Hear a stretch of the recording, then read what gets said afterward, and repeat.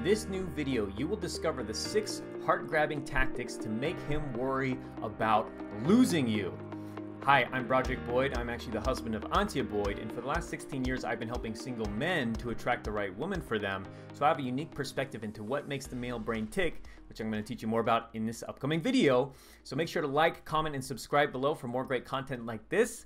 And let's go ahead and dive right in. And so here's the thing.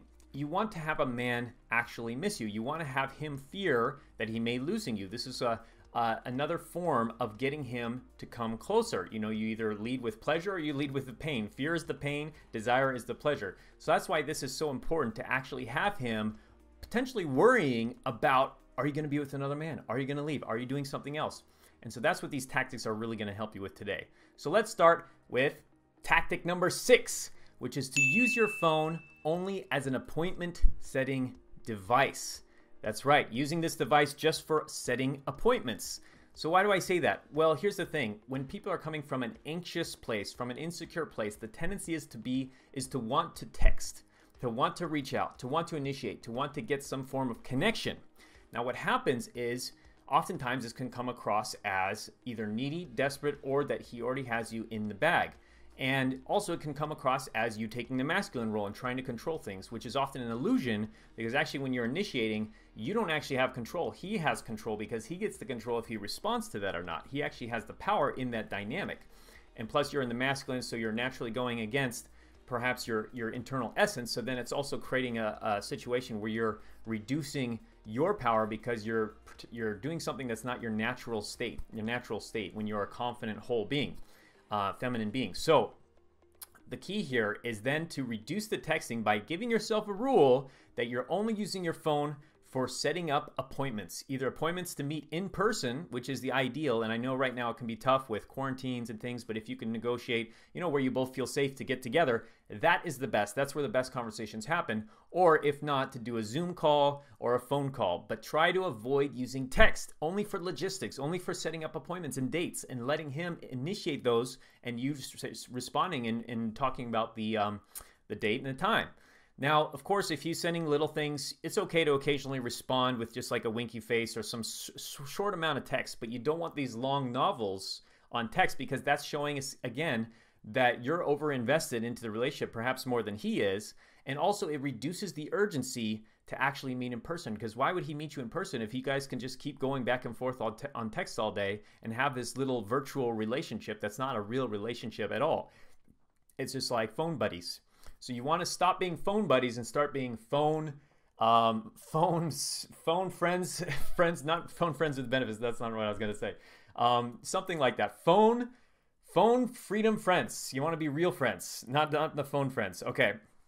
Anyways, forget about that. So, yeah, so that's the key, is you want to use your phone only as an appointment setting device. Having that rule will help you to avoid the desperation, the urgency, and it'll train you to be more succinct with your text and to be texting less often, which will also cause him to potentially worry about losing you, because you might have other things going on. You might be talking to somebody else. So it's going to be a good practice for that. Tactic number 5 is to reset your boundaries and reset your standards. So often when you start dating a guy, you might be on, you know, your best behavior, you might say. You're your best self. You're presenting this queenly energy that he respects and that he admires. But over time, you may start to slowly let things slide, like he didn't show up on time, or he didn't do what he said he was going to do, or he, you know, he stopped initiating as much, he stopped investing as much in a relationship as you are. And what can happen is you can be tempted to accept those things, and your standards and your boundaries start slowly going down. And standards and boundaries are really part of the same coin, and I'll explain how that is. So basically, when you set boundaries, when you actually say no to things that don't work for you, when he is showing up late, for example, that's a good one, or just he did something that you don't like, and you say, no, that doesn't work for me, you're actually raising your standards in that moment, because you're saying, I expect this, I deserve this, and you're giving me this, this is what's happening, this is what happened, and I don't accept that. And either this has to go up here or I'm gone. That's basically what you're saying when you're setting boundaries. And the reason why this is so powerful, because when you're setting boundaries and when he could sense that he knows you're setting new boundaries and you're raising your standards again, which again, they might have been lowered in the past, but now it's about resetting them, putting them high again, sticking to them. And that's going to cause him to worry about losing you because he's going to feel, wow, she seems to be raising her standards. Maybe she feels like she can do better. Maybe she feels like there's some other options out there. Maybe she feels like she's worth more than I thought she was, or that she thought she was.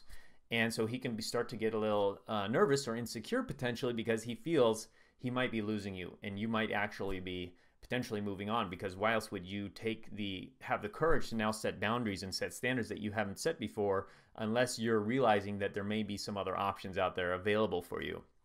So it's really powerful, and at the very least, it's going to be a benefit to yourself, raise your self-respect, and raise his respect of you, and most likely, again, pull him closer because he'll worry that you're going to be moving on soon. Tactic number 4 is to stop nagging and criticizing. Now, again, when maybe you've gotten to a pattern with a guy that you started dating or been in a relationship for a little bit, it's easy to start criticizing your man. It's easy to start nagging at him. And what can happen over time is it can cause him to really get frustrated, get annoyed, or even his own self-esteem can start to drop. And so he's going to start potentially thinking at least about looking elsewhere, going to a relationship with another woman who's not doing those things, that he can have an enjoyable, loving relationship with.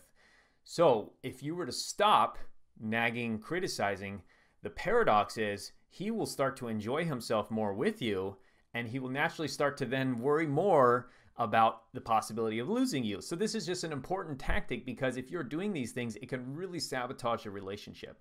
And I'm not saying to accept any behavior from a man and that you can't ask him to do things or get on his case about things that he hasn't done, that he committed to doing. In that case, you're going to want to have a deeper conversation and really get clear on what you want, what he wants, how you're feeling, how he's feeling, what you need, what he needs, and find a win-win, renegotiate to find out how you guys can both be happy, how you're getting your needs met and he's getting his needs met. But if you're finding yourself having to constantly criticize him and egging at him to get him to do something, then that, again, is the time to have that deeper conversation. And if it continues after that, you probably just need to look at, is this relationship going to really work for you? Because here's the thing, men generally won't change in a relationship. You know, there's that old saying, men get in a relationship hoping the woman never changes. A woman gets in a relationship hoping he changes a lot. You know, so that's the hard part about relationships, is to look at, is he really someone you can be with, accepting him as he is? And yeah, you can have some negotiation, and me and Antia, we constantly, you know, are renegotiating things to make sure we're both happy. But if you can't have those deeper conversations and nothing's changing, it's time to move on.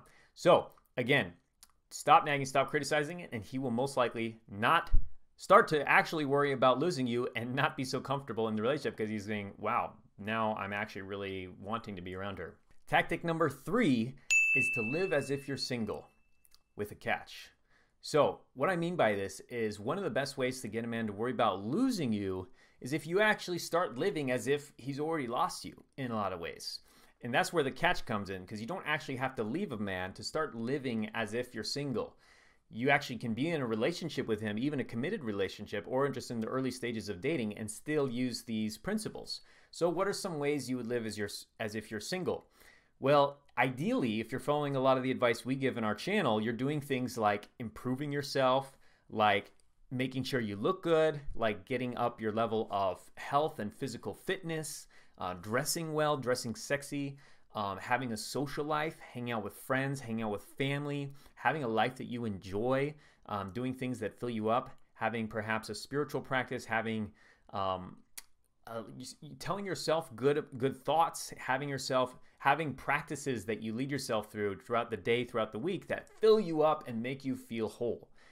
That is what you should be doing, whether you're with a man or not. But the problem is, once we get into a relationship, it's so easy to start relaxing and say, oh, I don't have to do those things anymore. Oh, now I'm set. You know, there's a statistic somewhere that people, after they get married, they tend to then, within the first 6 months, put on like X amount of pounds. Like, they're adding weight after the marriage, because somehow that's the mindset shift that a lot of people have, is, no, now that I'm married, I can just let it rip and I can just go back to being my slovenly self, I was going to say, so to speak. But yeah, so no, it's about, don't do that and actually take care of yourself. keep improving yourself? What if you can just see a relationship as your gateway to becoming the best self you can possibly be, the sexiest, most attractive, most amazing version of yourself, so that, again, we talked about this earlier, if he's going to feel inspired to raise to that level of amazingness as well, or else he's going to be like, oh wow, she's pretty amazing, I better step it up. Or maybe another man will come into the picture who's actually a better fit for you, who actually will meet you at that level if he doesn't. So you want to be living that way, and that will make him start to worry about missing you. Now, here's the other thing to be aware of. When you start changing, people don't like it generally, because the things they used to do to manipulate you stop working. So you have to expect this as well. When you are starting to actually improve yourself, you're starting to live as if you're single, you're having a social life, you're meeting new people, possibly meeting new men as well. He may not like that, and he may try to do things to try to pull you back down to his level. Potentially. It depends on what kind of guy you're dating, especially if he has any narcissistic tendencies, or if he's insecure or jealous. So you want to watch that. And again, this is great, because that presents an opportunity to see what kind of man is he. Is he the kind of man that's going to rise to the occasion, or is he the kind of man that's going to try to tear you down? And that can give you a great indication to have some deeper conversations with him about that and about what you're wanting, if he does start to act out in those ways, or to move on potentially. So either way, it can be great to bring those to light.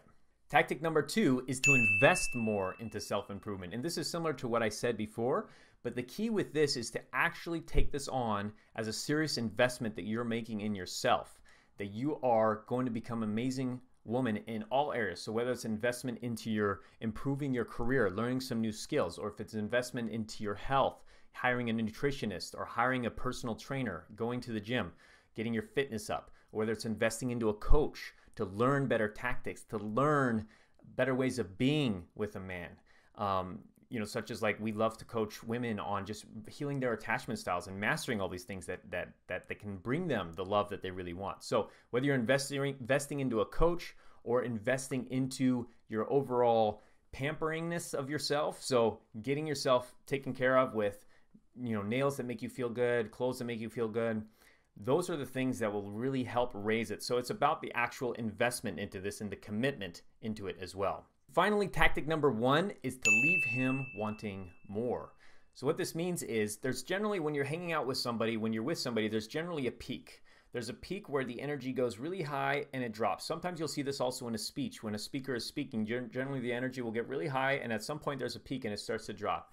Now, the key to maintain this energy and have a man missing you and having him worrying about losing you is actually when you're able to end things right before the peak really drops. So for example, if you're on a date with a guy and you're having great conversations, and then towards the end of the evening you could tell he's starting to get tired, you're starting to get tired, as soon as the energy is just starting to drop a little, as you can tell that it's kind of on the way down, the peak is down, that's a great time to say, okay, great, well, it was great seeing you tonight, I loved hanging out with you, I really appreciate it, and I can't wait to do it again sometime. And then you can be quiet and let him, hopefully invite you to hang out again.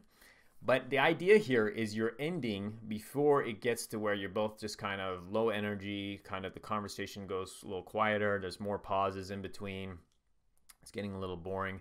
So that way, when you leave, for one, he's going to wonder, wow, that was actually going really well, and she left, I want to hang out a little longer. I wonder if she's, really that interested, or I wonder if she's going to, where she's going. Is she going to go hang out with another guy? Is she going to do something? So that can make him start to worry about losing you, because you're on your way and you're ending right before the end of that arc. So you could do it on a date. You could also do it just with a conversation, with a single conversation, with a date, with hanging out over a weekend. Generally, there's that arc. You want to follow it, and you want to try to do something else, at least get space for yourself before that arc is totally down and you guys are just hanging out and kind of doing nothing, watching TV or whatever, where the energy is totally gone. And that way he doesn't take you for granted as much. He won't take you for granted, and he's going to actually miss you, because people don't fall in love when they're with you. They fall in love when they're away from you, thinking about you. So those were the 6 tactics. Hope this was helpful for you. If you can go ahead and like, comment, and subscribe below to make sure you get more great videos like this. They'll be coming straight to your inbox. That would be amazing also to support the channel. And we have a free course you can get by clicking over here, and a free Magnetize Your Man quiz to help you actually discover what it takes to attract the right man for you. So hope this was helpful. Take care, and I look forward to talking more on our next conference.